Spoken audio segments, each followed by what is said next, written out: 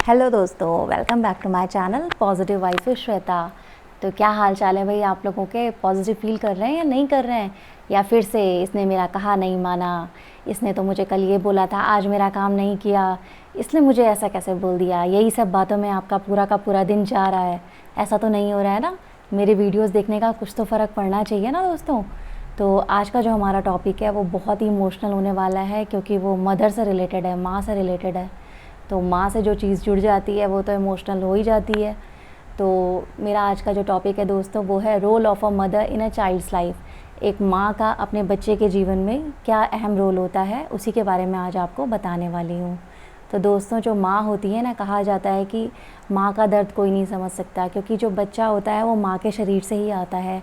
माँ ही अपने बच्चे को 9 महीने अपनी कोख में पालती है, पोसती है। हालांकि बाप का भी पूरा का पूरा सहयोग रहता है, लेकिन माँ का एक शारीरिक जुड़ाव, मानसिक जुड़ाव पहले से ही बच्चे के साथ हो जाता है। इसीलिए बच्चे की हर चीज़ का माँ को ज़्यादा इफ़ेक्ट होता है और माँ को बच्चे से एक अलग ही लगाव होता है। इसीलिए माँ जो है वो बच्चे की हर एक चीज़ को बिना कहे ही समझ जाती है। जैसे कई बार होता है ना, आपका मूड ख़राब है और आपकी अपनी मम्मी से बात हो रही है, तो मम्मी पहले ही समझ जाती हैं कि आज तो कुछ हुआ है, क्या बात है। ऐसा होता है दोस्तों या नहीं होता है? मेरे साथ तो होता है। और माँ से ही आपकी सबसे ज़्यादा लड़ाई भी होती है, और जब आप सामने होते हो तो उस टाइम पे आपकी सबसे ज़्यादा बहस भी हो जाती है। और जैसे ही वो लोग आपसे दूर होते हैं तब आपको लगता है कि उस टाइम पे आपको बहस नहीं करनी चाहिए थी। तो मेरे साथ तो दोस्तों ऐसा ही होता है। तो लेकिन जो माँ होती है ना, वो बच्चे के अंदर जो जो भी शिक्षा डालेगी या जो भी उसको वो संस्कार देगी, वो उसके साथ लाइफ टाइम तक रहने वाले हैं। जैसे आप लोगों ने अपने बड़े बुज़ुर्गों को, अपनी दादी नानी को, दादा नाना को ये कहते सुना होगा कि मेरी माँ ऐसा करती थी, मेरे पापा ऐसा करते थे, या मेरी माँ ऐसा बोलती थी। तो ये सारी चीज़ें जो होती हैं ये हमारे साथ लाइफ टाइम रहती हैं। तो माँ को हमेशा बच्चे को ऐसी सीख देनी चाहिए, ऐसी चीज़ें देनी चाहिए कि जो बच्चा है वो एक अच्छा इंसान बने।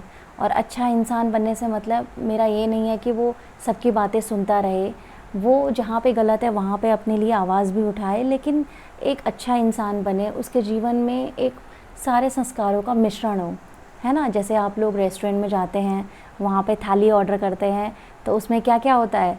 दही भी होती है, पापड़ भी होता है, राजमा भी होती है, पनीर भी होगा, अचार भी होगा, सारी चीज़ें होती है ना। तो ऐसे ही जीवन में हर एक चीज़ का, हर एक डिश का अपना एक स्वाद है। तो अपने बच्चे को हर एक चीज़ सिखाइए। अगर आपको उसके साथ कड़ा होना पड़ रहा है, थोड़ा सा कठोर होना पड़ रहा है, तो एज़ ए मदर आपका पूरा अधिकार है। क्योंकि अगर आप उस टाइम पे कठोर नहीं होंगे तो आप लाइफ टाइम पछताएंगे। क्योंकि दोस्तों, अगर बचपन में सख्ताई नहीं की गई होती है तो बच्चा पूरी लाइफ टाइम बिगड़ा हुआ ही रहता है। बचपन में जो बुनियाद पड़ जाती है वही हमेशा लाइफ टाइम साथ निभाती है। तो माँ जो होती है ना दोस्तों, वो बच्चे को वो बुनियाद देती है जो उसके साथ जीवन भर काम आती है।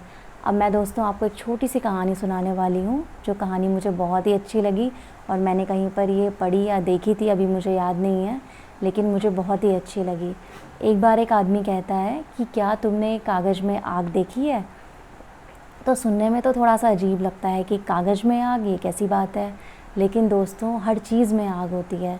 तभी तो जो माचिस की तीली है, जब हम उसे जलाते हैं वो चीज़ ऑटोमेटिकली जल जाती है जब वो माचिस के कांटेक्ट में आती है। जैसे अगर हम लोग कैंडल जलाते हैं तो कैंडल में भी कहीं ना कहीं आग होती है, तभी जैसे ही माचिस की तीली के कांटेक्ट में वो आती है तो वो जल जाती है। ऐसे ही दिया भी होता है, पटाखे भी होते हैं, तो उनके अंदर पहले से ही कहीं ना कहीं कोई आग होती है, तभी तो माचिस की तीली जलाने पर वो आग जल जाती है। तो ऐसा ही जो माचिस की तीली का रोल है, वैसा ही एक माँ अपने बच्चे के जीवन में रोल प्ले करती है।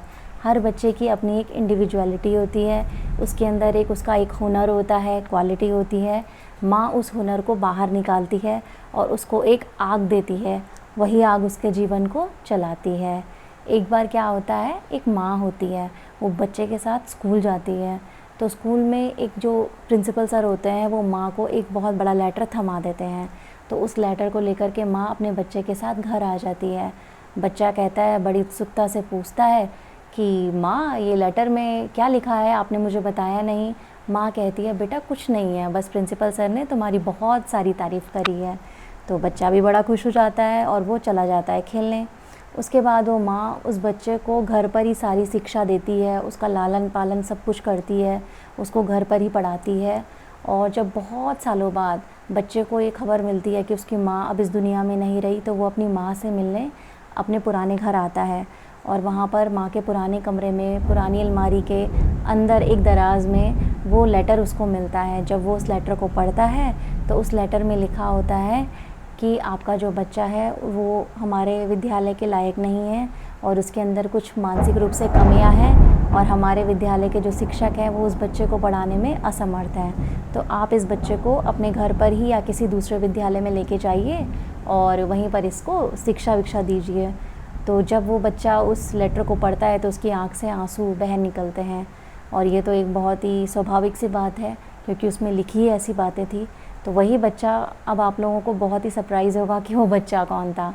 वो बच्चा दोस्तों बहुत ही महान साइंटिस्ट थॉमस एडिसन थे, जिन्होंने बल्ब का इन्वेंशन किया था, बल्ब का आविष्कार किया था। तो जब वो उस लेटर को पढ़ते हैं तो वो उनके आँखों से आंसू निकल आते हैं और अपनी माँ के लिए इज्जत और 10 गुना बढ़ जाती है। तो उस माँ का आप रोल देखिए, उस माँ का त्याग और बलिदान देखिए कि उस माँ ने अपने बच्चे के लिए कितनी मेहनत करी है। एक माँ जो है दोस्तों, वो बच्चे को एक बीज से पौधा और पेड़ बनते हुए देखती है। पूरा का पूरा उसका जीवन अपने माँ बच्चे की परवरिश में ही चला जाता है। और माँ बाप जो होते हैं वो बच्चे को हमेशा, मतलब उसको आप देखिए कि पहले हमें लगता है कि बचपन में बच्चा अभी छोटा है तो बड़ा हो जाएगा तो हमारी ज़िम्मेदारी ख़त्म हो जाएगी, लेकिन दोस्तों ये बस एक वहम ही होता है। माँ बाप की ज़िम्मेदारी जब तक वो ज़िंदा है अपने बच्चे के प्रति बनी रहती है और कभी भी वो अपने बच्चे की ज़िम्मेदारी से फ्री नहीं हो पाते हैं। तो माँ उस माचिस की तीली की तरह होती है जो अपने बच्चे के जीवन में आग देती है।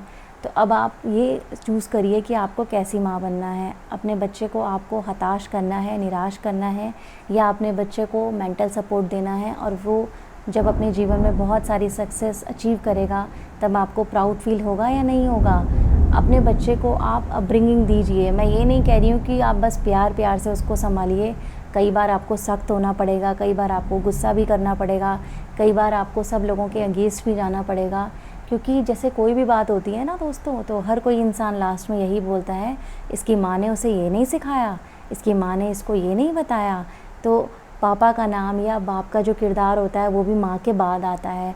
तो इसीलिए माँ को बच्चे की पहली टीचर या पहली शिक्षिका कहा जाता है और घर को उसका पहला विद्यालय। क्योंकि घर में जो बच्चा देखता है, सीखता है, सुनता है, वही वो अपनी लाइफ में एब्जॉर्ब करता है।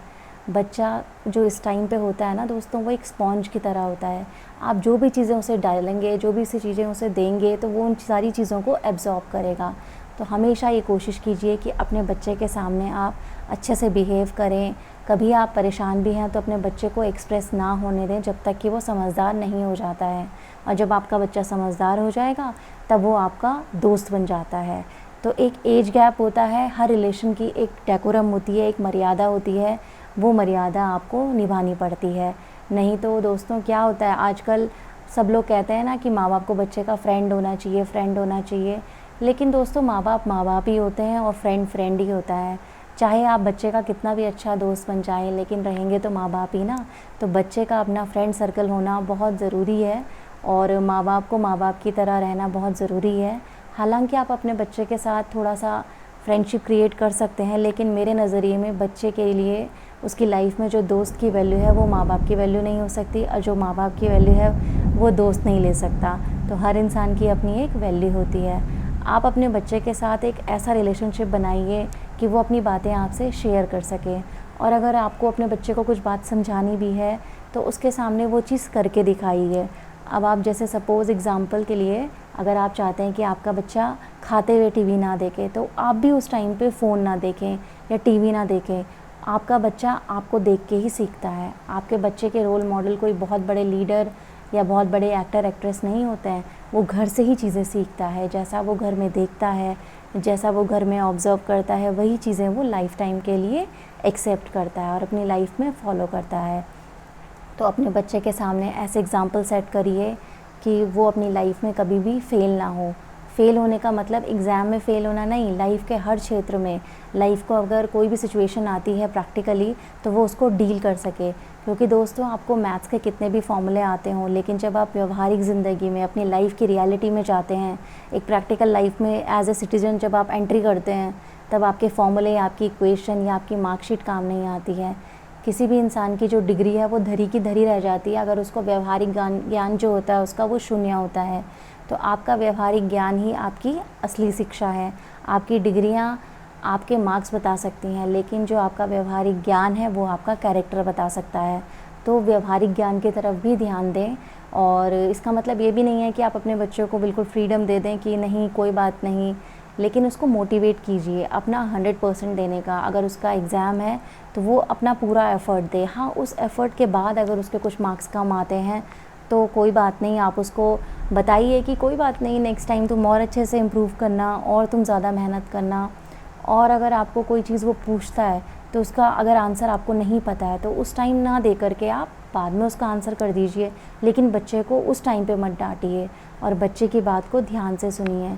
कभी अगर आपका मन नहीं है तो प्यार से करिए। हालांकि मैं आपको बता रही हूँ कि मेरे साथ भी कई बार होता है कि मैं भी इरिटेट हो जाती हूँ, लेकिन धीरे धीरे अगर हम कोशिश करेंगे तो एज़ अ पेरेंट हम भी बहुत सारी चीज़ें सीखेंगे और अपने बच्चे को भी हम बहुत सारी चीज़ें सिखा सकेंगे। तो कैसा लगा आपको आज का मेरा टॉपिक, मुझे ज़रूर बताइएगा।